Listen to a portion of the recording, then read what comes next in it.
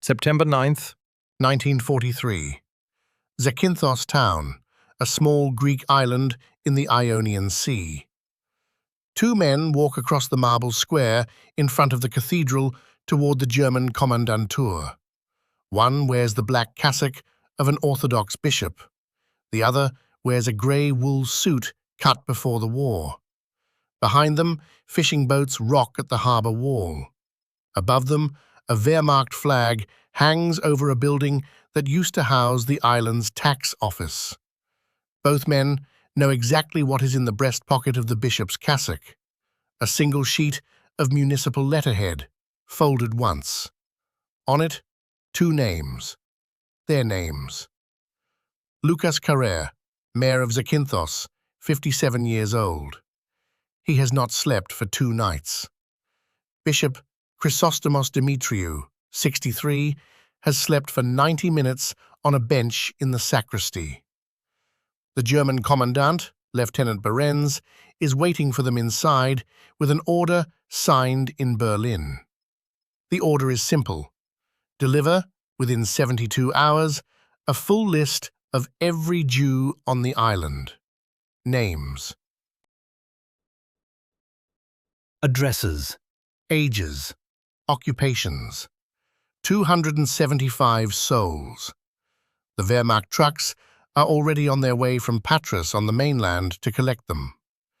What happens at the table in the next 15 minutes becomes the only known instance in occupied Europe where the head of a municipality and the head of a Christian church refuse, in person, to hand over a single Jewish name to the Reich. And on a small island most maps will not show by name, every one of those 275 people survives the war. Every single one. Not 90, not 200. All of them. Why does a Greek mayor risk a German bullet for a list of names he could simply hand over and walk home? And how do two unarmed men, on an island 4 kilometers from a German garrison, talk a Wehrmacht officer out of an order he has been told will be checked from Berlin? The answer starts with a Venetian street plan, a synagogue 4 centuries old, and an Italian army that left the island in a hurry 6 days earlier. Lucas Carrere was born in Zakynthos town in 1886. He studied law at the University of Athens, came back at 23, hung out a brass plate, and within a decade was the man every shopkeeper and small landowner went to when a permit had to be argued out of the prefecture. He had a habit, early on, of taking every form a clerk handed him, reading it twice, and returning it the next morning with 3 penciled questions in the margin. The clerks called it impertinence at first, then they called it diligence. Then they stopped calling it anything and simply slowed down with him in the room. He learned by his 30s that an empire of any size runs on signatures and dates. A signature delayed is an order half defeated. A date queried is a week bought. He used the trick for the small Jewish leather merchant on Strani Street, whose stamp tax the prefecture in Patras tried to triple in 1928, and for a long line of orphan widows after. In 1940, he became mayor. He inherited a municipality of 35,000 souls. 275 of them were Jewish. The Greeks called them Romaniote Jews on the island since the late 1400s, when the Republic of Venice took Zakynthos and let them keep their books and their synagogue on Cambia Street. They spoke Greek. Tailors, leather cutters, bookkeepers, a watchmaker on Roma Street, 2 grocers down by the port. Their cemetery was on the hill at Boccali, below the old Venetian fort. It had not received a new grave, for political reasons, in 400 years. War, plague, earthquakes. Yes. Politics. No. That cemetery is going to matter at the end of this story. Late April, 1941. Italian troops land on Zakynthos as part of Mussolini's occupation of mainland Greece. They take the island without firing a shot. The Italian Foreign Ministry has not signed on to the German racial laws. Greek Jews, under Italian occupation, are harassed at the level of confiscation and labor conscription. They are not deported. 2.5 years pass under this arrangement. The synagogue holds its Friday services. The watchmaker keeps his shop open. The Italian colonel buys sandals for his daughter from the Jewish cobbler at the end of the street and tells the man, when his back is turned, that he is sorry to be wearing the uniform he is wearing. Then comes September 8th, 1943. In Rome, Marshal Badoglio's government signs an armistice with the Allies. Italy is out of the war on Hitler's side. Within 12 hours, German divisions across Greece begin disarming their former Italian allies at gunpoint. On Cephalonia, the neighboring island, the Wehrmacht's 1st Mountain Division will, over 11 days, machine gun more than 5,000 Italian soldiers who refuse to surrender. The bodies are burned on the beaches at Argostoli. On Zakynthos, 28 kilometers across the strait, Carrère hears about Cephalonia from a fisherman who has rowed his kayak across in the night. The man's hands shake on the mayor's desk. He has watched smoke for 3 days. He has heard machine guns under the smoke. The next morning, German troops land on Zakynthos. There are not many of them.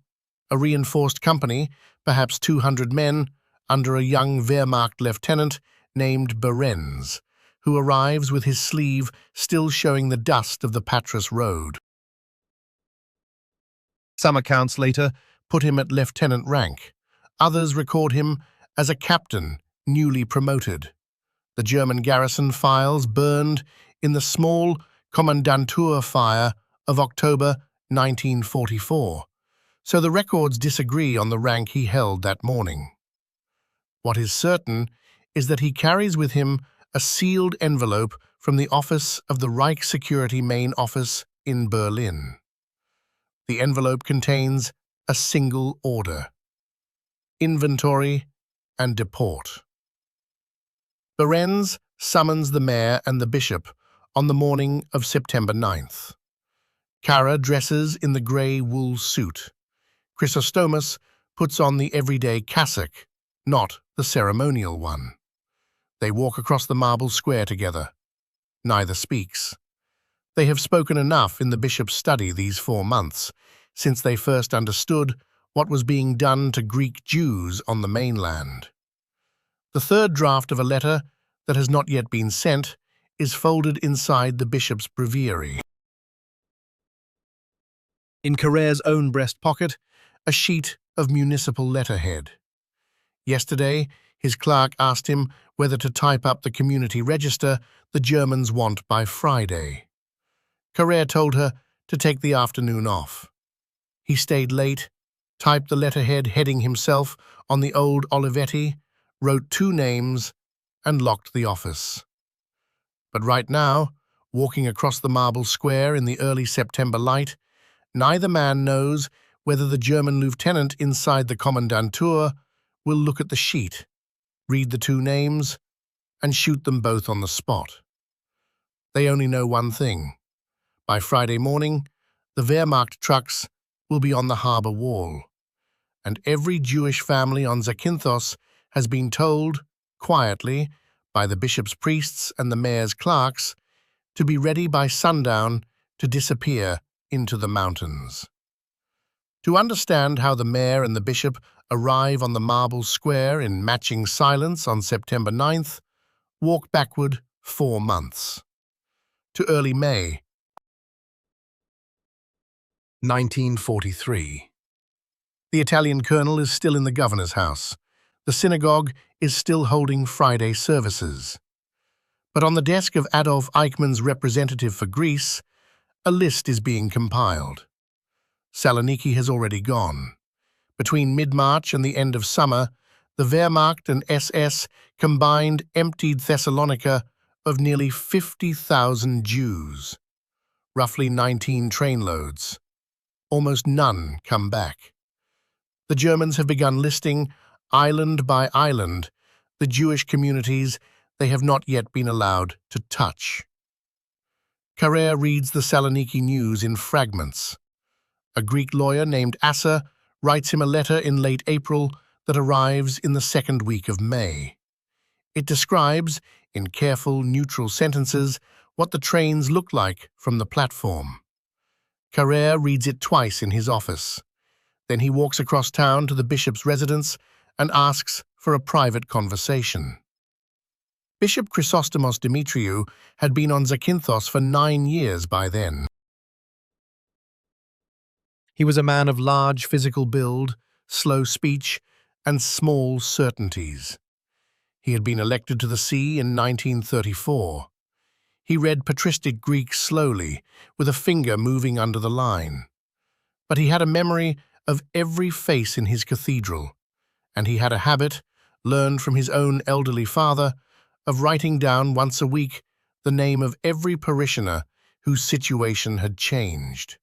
A birth, a death, a debt paid, a debt unpaid. Carrere puts the Assa letter on the bishop's desk. The bishop reads it through twice as well, the second time aloud, slowly, his finger moving under each line. Then he folds it and pushes it back across the desk. The two men sit for a long time without speaking. The bishop is the one who finally says it. He says, in Greek, that whatever the Germans bring to this island, they will bring it to him personally before they bring it to anyone else. They will need a list. He is the bishop. They will ask him for the synagogue's roll. He will not have it. Carrere says, in the same flat voice, that he is the mayor, and the municipal register has the same names with the same addresses. He will not have that either. They draft, that evening, the first of 3 letters. It is addressed personally to the Reich Chancellor in his own name. It is humble in the Orthodox way and stubborn in the small island way. It says that the Jews of Zakynthos have been on this island for 4 centuries, that the bishop and the mayor are their elected representatives, and that any deportation of the Jewish community must, by the bishop's ecclesiastical conscience and by the mayor's oath of office, be a deportation of the bishop and the mayor first. They do not send it. Not yet.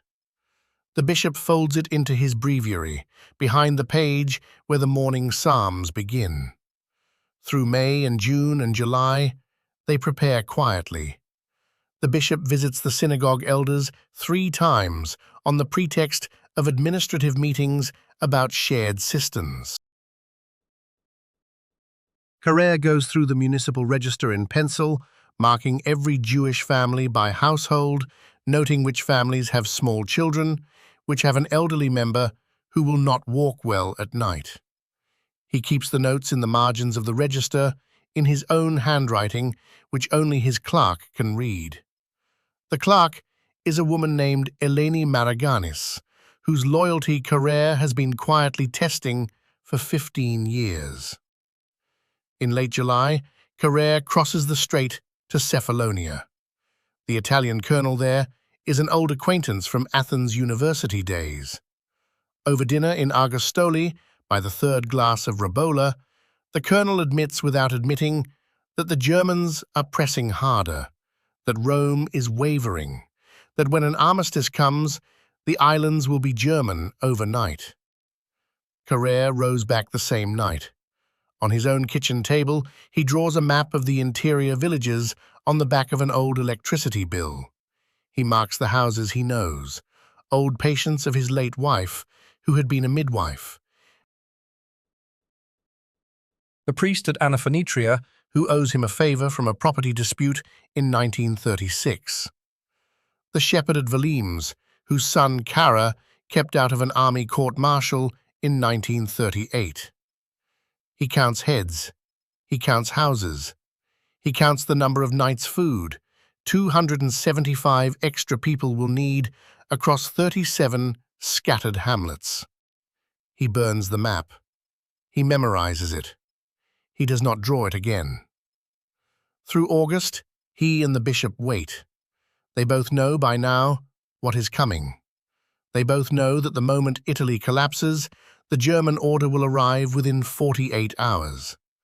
They have not told the Jewish community elders the full plan, only that, when the priests come at night, the elders are to follow the priests without asking questions and without bringing anything that cannot be carried in 2 hands. The synagogue's Torah scrolls. That is the one thing they have agreed must not stay in the synagogue building. Some of the scrolls are from the Venetian period. If the Germans find them, they will be taken to Berlin as trophies or burned on the harbour wall as theatre. The bishop has spoken, in 3 separate evenings, with the captain of the harbour police, a Zakynthos man named Georgos Romas, 3rd cousin to the bishop. Romas has been preparing a dry cave on the northern slope of Mount Skopos, 2 kilometers above the town. A single goat path leads to it. He has visited it twice this summer and left, each time, a sealed tin of olive oil and a bundle of sackcloth. September 8th. Badoglio's armistice. The Italian commander on Cephalonia and most of his officers are dead within days, machine-gunned by the Wehrmacht on the beach at Argostoli. September 9th at 6 in the morning, the German company lands on Zakynthos harbour. Lieutenant Behrens walks up the marble steps of the old tax office and orders the Italian flag taken down. He installs himself behind the requisition desk of the Italian tax inspector. He opens his sealed envelope at 6:45. He reads the order for the 2nd time. Then he sends a clerk across the square to fetch the mayor and the bishop. The clerk, a local boy of 17, knocks on Kara's office door at 7:05. Kara is already dressed. He has been at his desk since 5. He nods to the boy, picks up the folded letterhead, walks across to the cathedral, knocks once at the bishop's study, and says only that the German lieutenant has summoned them both. Bishop Chrysostomus picks up the breviary with the 3rd draft of the letter folded inside. They walk out together. Before we cross that square with them, a small word. This channel runs on stories like this one, the ones the textbooks half remember. Subscribe if you would like more walking through your evenings. Now back to the 2 men on the square. The summons does not surprise them. They have rehearsed how the meeting will go 3 different ways. They have not rehearsed the 4th way it actually will go. They walk across the square in step. The bishop's cassock catches on a cafe chair left out from the night before. He does not bother to free it. The fabric pulls past. 2 old men in matching black on a stone square in early September light. At the door, the boy clerk announces them. Lieutenant Behrens stands up from behind the requisitioned desk and gestures in correct schoolbook German to the 2 wooden chairs. Kara, who learned German at the University of Athens 40 years earlier, answers in the same schoolbook German. The bishop, who does not speak German, sits without a word and folds his hands over the breviary in his lap. There is a moment of silence. The light from the window falls across the desk. A fly settles on the rim of an empty water glass. How long can 2 unarmed men on an island 4 kilometers wide at its narrowest hold off a Reich order signed in Berlin? And what does Lieutenant Behrens do in the next 15 minutes when he discovers that the mayor and the bishop of Zakynthos have brought him a list with 2 names on it instead of 275. Lieutenant Berens reads the order aloud in German, the way a junior officer reads a sentence he has been told will be checked on him later. The Reich Security Main Office requires, within 72 hours, a complete inventory of the Jewish community. Full name, date of birth, address, occupation. All male Jewish residents between 16 and 60 to be assembled at the harbour wall on the 4th day at 0600 for onward transport. He puts the order on the desk. He looks at the mayor. Carrère does not look at the order. He looks at the fly on the rim of the water glass. He counts its movements. 6 small steps left. A pause. 2 right. He has been counting fly movements at moments of legal pressure since the prefecture in Patras tried to triple the synagogue's stamp tax in 1928. The fly does not care about the war. He envies the fly. He says, in his slow, careful German, that the mayor's office understands the order. Berens says, satisfied, that he expects the list by 1200 hours on Friday. Carrère says, in the same flat voice, that the mayor's office has prepared the list already. The bishop's hands tighten on the breviary. Berens looks up. He had expected 3 days of stalling. He had expected perhaps a letter of appeal. He had not expected immediate compliance from a Greek municipal official whose city he had occupied 4 hours earlier. Something in his posture changes. He sits forward. But before Carrère's hand goes to his breast pocket, before the folded letterhead comes out, go back 12 hours. Go back to the previous night, September 8th, 11 in the evening, the bishop's residence.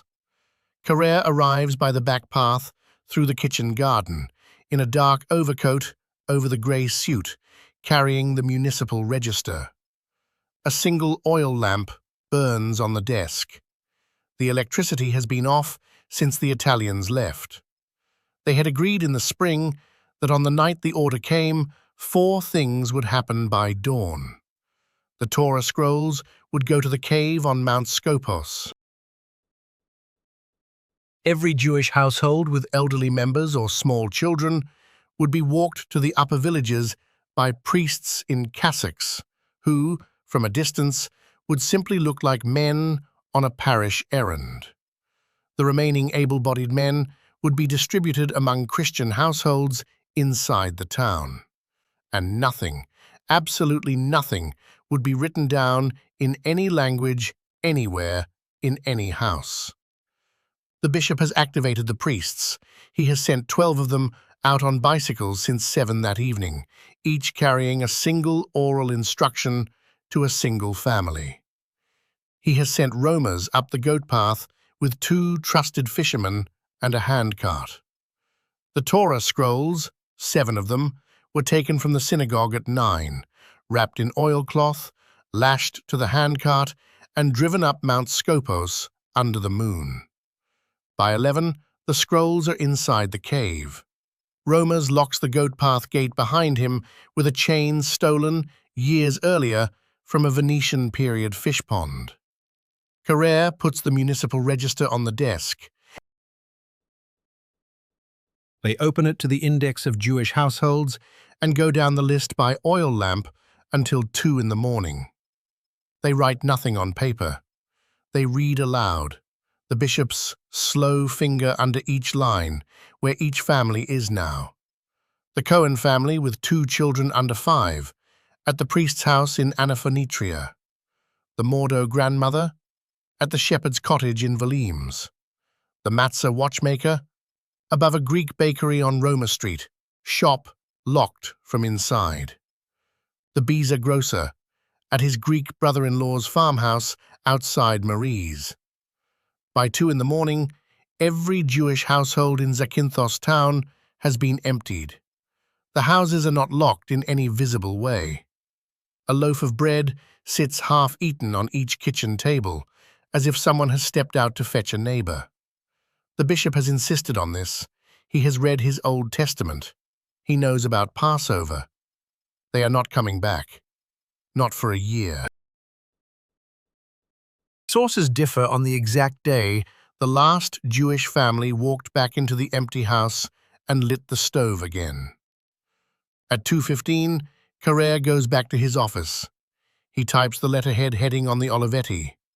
On the center line, two names: Lucas Carrere, Demachos Zakynthou, Chrysostomos Dimitriou, Mitropolitis Zakynthou. He folds the sheet once, puts it in his breast pocket, and watches the harbor wall through the window until first light. The bishop, in his study, reads the third draft of the letter to Hitler once more. He does not change a word. He puts it back behind the morning psalms. At dawn, he says the morning office alone. He prays specifically, by name, for every Jewish family on Zakynthos. He does not pray for himself. At 7:05, the boy clerk knocks on his door. Now go back to the desk in the commandantur. The fly is still on the rim of the water glass. Carrere reaches into his breast pocket. He takes out the folded letterhead. He flattens it once on his thigh, the way a man does with a sheet of paper he has carried folded for too long. He places it on the desk in front of Lieutenant Behrens. He does not push it across. He simply puts it down. Behrens looks at it. 2 lines of typing. He has been expecting 275 entries. He picks the sheet up. He reads the 2 names. He reads them again. He looks at the mayor, at the bishop, back at the sheet. He says in German that he does not understand. Kara says in German that the list of Jews on the island of Zakynthos contains 2 names. The first name is the mayor's. The second name is the bishop's. He says that the mayor and the bishop wish to be deported to Germany on the trucks on Friday morning. He says that the Jewish community of Zakynthos has been a Greek community for 400 years, and there is no other list. The bishop, in Greek, repeats only one phrase, which Kara translates. "We will go first." Behrens puts the sheet down. His face does nothing. He stands and walks to the window. A goat is wandering across the marble square. A woman in a black headscarf is walking back from the well. The fly leaves the water glass and lands on the windowsill beside the lieutenant's left hand. He does not turn around for a long time. The 2 old men sit and wait. Kara counts fly movements again. 6 left, pause, 2 right. The same exact sequence as 3 times before. Will Behrens arrest them at the desk and put them on the trucks himself? Will he send for the SS detachment in Patras and have them both shot in the square as a warning? Or will he do the one thing they have prepared for in 3 drafts of a letter and never let themselves hope for? Lieutenant Behrens turns from the window. He does not sit. He looks at the 2 names a 3rd time. He says, in correct German, that the order from Berlin admits of no exception. The deadline is 1200 on Friday. He will have to telegraph the Reich Security Main Office in Athens for clarification. He says the word clarification. Kara's heart, by his own account, written in a private notebook found after his death, does one small turn at the word. He had spent 40 years asking, in the margins of provincial forms, for clarification. He knew what asking for clarification did to an order signed in Berlin. It delayed it. It moved it sideways. It put it on a desk that already had 100 more urgent orders, in a city where the new German civil administration of Greece had been in place for less than 72 hours. A signature delayed is an order half defeated. Behrens takes the letterhead. He folds it into thirds. He puts it inside the bishop's third draft letter, which Bishop Chrysostomus has, in the meantime, and without a word, taken from the breviary and placed on the lieutenant's desk. The bishop pushes the letter forward with 2 fingers. Behrens reads the first line. It is addressed personally to the Reich Chancellor. The lieutenant is 28 years old. He has been on Zakynthos for 4 hours. He picks up both documents and says, in clipped German, that the matter is now a matter for Athens and Berlin, and that he will not require the requested list until it has been resolved. He tells them, in the same flat voice, that they may go. Kara and the bishop stand and walk out in the same step they walked in. They cross the marble square. Kara feels his own pulse in the back of his teeth. The bishop's cassock catches again on the same café chair. This time, he stops, frees the fabric carefully, walks on. By that evening, the lieutenant's telegram is on its way to Athens. Accounts differ on the exact wording. Some suggest Behrens framed it as a request for instruction in the case of a small island where the local authorities had submitted themselves in lieu of the community. Others suggest he simply forwarded the bishop's letter under a covering note. What is certain is that the telegram and the letter went into the Athens RSHA office on the night of September 9th, and no order to repeat the demand ever came back. The fall comes on. The harbour wall trucks never arrive. The Jewish families do not return to their houses. The bishop's priests carry bread up the goat paths by night. Kara signs every Monday morning a municipal payroll on which 47 Jewish names have been moved into a separate accounting column labelled, in his clerk's handwriting, evacuated for salutary reasons. The German clerk who countersigns it never asks what the sanitary reasons are. In late October, a small fire breaks out in the back room of the Kommandantur. The German garrison files are partly burned. The records that go include the file copy of Behrens's September telegram and any annotations Athens may have sent back.